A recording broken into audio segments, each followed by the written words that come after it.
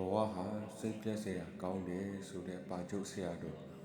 တရားလေးကိုကျွန်တော်တို့အတူတူနာယူမှတ်သားကြပါစို့ဘလောက်တော်လောကကြီးကိုဘလောက်ဖဲကြိုပြုနောက်ဆုံးတစ်ချိန်ကျတော့လောကကြီးကထွက်ပေးရမယ်ကောဘဝတစ်ခုမှာကြာရှိစွာရပ်တိုင်နေမှုမရှိဘူးထွက်ခွာပေးရတယ်အဲ့ဒီထွက်ခွာပေးရခြင်းဟာသိဆုံးရခြင်းပဲဖြစ်တယ်ပေါ့ရထားတဲ့ဘဝတစ်ခုရဲ့အဆုံးသတ်လုံးဝမကောင်းဘူးဖះလောင်းတွေကအဲ့ဒီအဆုံးသတ်ကိုကြည့်ပြီးတော့အသိပညာရှိတဲ့ပုဂ္ဂိုလ်လောကကိုဆင်ញင်သုံးသပ်တယ်သူတို့ရဲ့ဆင်ញင်သုံးသပ်ပုံလေးကိုကြည့်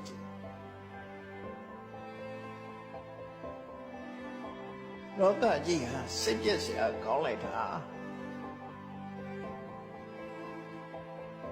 မွေးလာရပြီးတော့သိရတယ်လို့ဖြစ်ရသေးတယ်သိပြီးတော့လည်းနောက်တနေ့ပြောင်းရွှေ့ပြီးတော့မွေးရပြန်တယ်မွေးရပြီးတဲ့အခါတစ်ခါပြန်ပြီးတော့သိရပြန်တယ်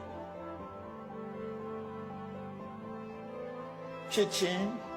ဥခြင်းသိဆုံးခြင်းမွေးဖွားလာရတာလည်းအခက်ခဲမျိုးစုံပဲမွေးဖွားလာပြီးတဲ့နောက်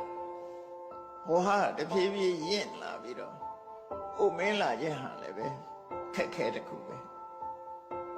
ဒါစီလို့မရတဲ့အရာတစ်ခုပဲဥမင်းပြီးတော့နောက်သိဆုံးသွားရခြင်းဆိုတာဟာလည်းပဲဒါစီလို့မရတဲ့အရာတစ်ခုပဲ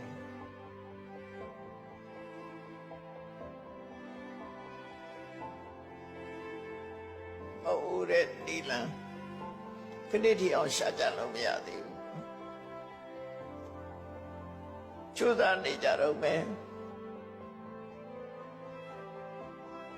ဘဝမှာထာဝရနေဖို့ဆိုပြီးတော့လောကအတင်းထာဝရနေဖို့ဆိုလူတွေဟာတတ်နိုင်သမျှကျိုးစားနေကြစိတ်ပညာဘက်ကလည်းပဲစိတ်ပညာနဲ့ကျိုးစားနေတာပဲ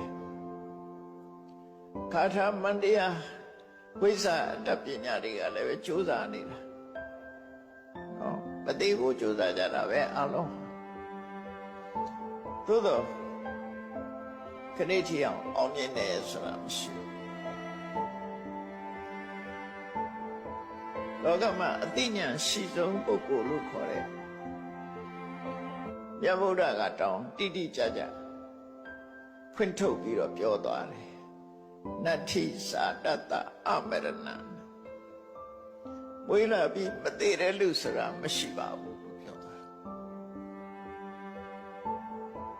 မရှိဘူးလို့ပြောတာတိတိကျကျပြောတာ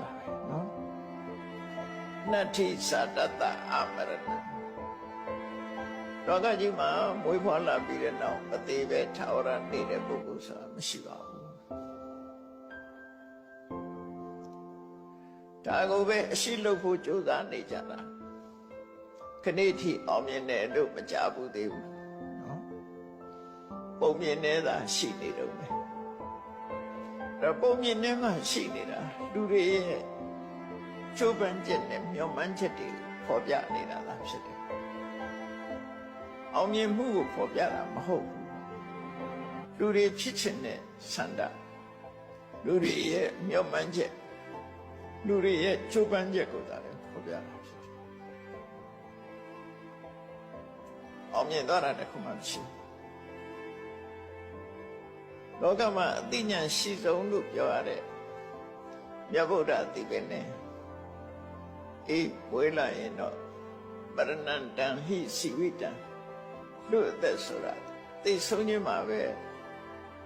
အပြည့်တရမှာဖြစ်တယ်လို့တိတိကျကျတိတိကျကျထုတ်ဖော်ဟောကြားပြီးတော့မိမိကိုယ်တိုင်လည်းပဲသိဆုံးခြင်းကိုခံယူသွားတာပဲဖြစ်တယ်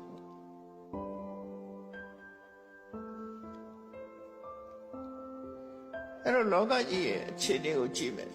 ဘုရားလောင်းနေတွေးတယ်လို့ပဲလောကကြီးကစိတ်ပြည့်ဖို့ကောင်းလိုက်တာမွေးလာပြီးတော့တဖြည်းဖြည်းအိုရတယ်အိုပြီးသိဆုံးရတယ်ဖဲရမှမတည်မြဲဘူးနောက်တစ်ခါတနေရာရွှေ့ရပြန်တယ်အဲ့ဒီနေရာမှာလည်းပဲတည်တိုင်းပဲ ဒါစိတ်ပြည့်စရာကောင်းတဲ့ဖြစ်စဉ်ကြီးတစ်ခုပဲလို့စဉ်းစားတယ်အဲ့ဒါဖျားလောင်းတို့ရဲ့ဝိပဿနာတရားပဲ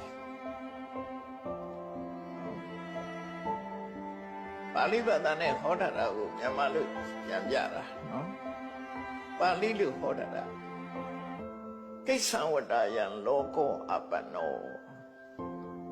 လောကကြီးကစိတ်ပြည့်ဖို့ကောင်းလိုက်တာသာယတိစေဝစီယတိစာပရတိစာဖြစ်လာပြီးတဲ့နောက်မှာအိုရတယ်သိရတယ်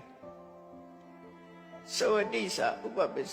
စတိစာသိပြီးတဲ့နောက်မှာပြန်မွေးရတယ်စိတ်ပြည့်ဖို့ကောင်းလိုက်တာ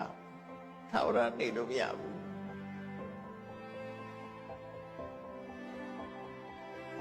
အဲ့ဒါဘာကြောင့်ဖြစ်နေရတယ်လဲလို့စဉ်းစားလိုက်တာဩရသေးတာဟာဘာကြောင့်ဖြစ်တာတော့လို့အကြောင်းရှာလိုက်တဲ့သာတိပစ္စယသနမရဏ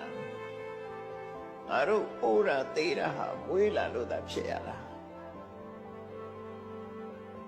ဒါအဖြစ်ထုတ်တာဘုရားလုံးတွေကအဲ့လိုစဉ်းစားတာအဲ့ဒါကိုပဲပရိစ္ဆေသောဘတ်ခေါ်တာနောက်ကြောင်းပြန်လိုက်တော့နော်အကြောင်းရှာတယ်ဘာကြောင့်အိုနေဘာကြောင့်သေးရလဲအကယ်၍လောကကြီးမှာငါမဖြစ်ခဲ့ဘူးဆိုရင်အိုစရာမရှိဘူးသေစရာလည်းမရှိဘူးငါဖြစ်လာလို့ဒါလည်းအိုခြင်းသေခြင်းနဲ့ကြုံရတာဖြစ်တယ်ဒါဖြင့်ဇာတိဆိုတဲ့အဖြစ်တရားဟာဘာကြောင့်ဖြစ်လဲဘဝပစ္စယဇာတိကိုလုပ်ခဲ့တဲ့ဘဝကိုဖြစ်ပေါ်စေနိုင်တဲ့ကံတရားတွေ၆ပဲဘဝကိုတိဆောက်တဲ့ကံတရားတွေ၆ဘဝဆိုတာဖြစ်ပေါ်လာတာဖြစ်တယ်ဒါဖြင့်ဘဝကိုဖြစ်ပေါ်လာတဲ့ကံတရားတွေဟာသူ့ဟာသူဖြစ်ထလာတယ်ဆိုမဟုတ်ဘူးဥပါဒနာပစ္စယဘော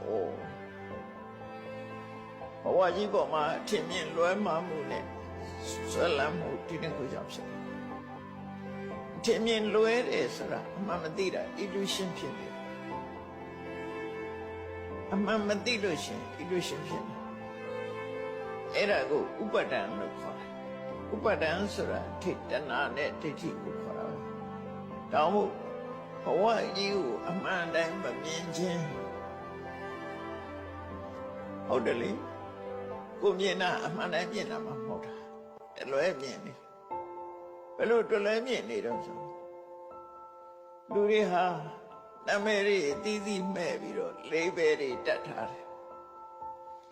တကယ်ရှိကိုတွေ့ကြည့်ရင်ယုံနဲ့နာမည်ရှိတယ်သူယုတ်ကိုယုတ်သူနံကိုနံရှုပ်တရားနံတရားနှစ်ခုနဲ့ပဲတိဆောက်ထားတာဖြစ်တယ်